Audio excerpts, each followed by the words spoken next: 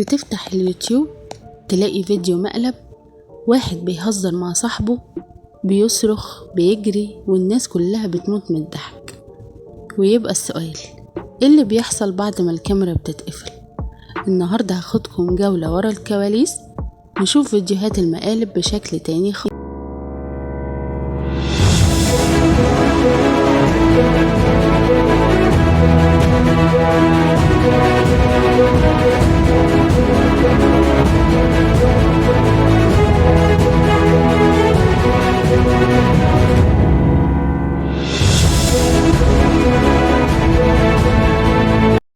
في قناة مقالب كبيرة، الفيديو اللي نزلوه حقق ملايين.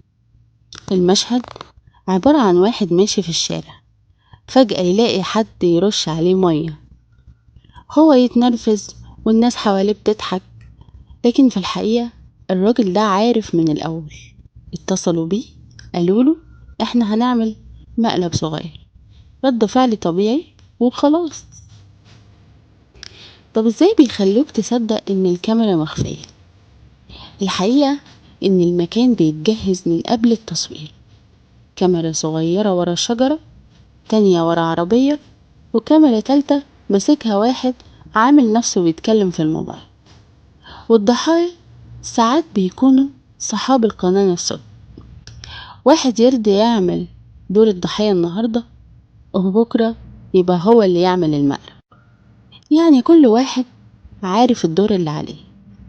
وبالمناسبة في بعض المقالب اللي بتشوفها ضخمة ومرعبة، زي مثلا ان حد يطلع لك بلبس مرعب في مكان عام، المكان ده اصلا متأجر بالكامل، يعني حتى الناس اللي بتصرخ حواليه بيقبضوا عشان يمثلوا خوفهم.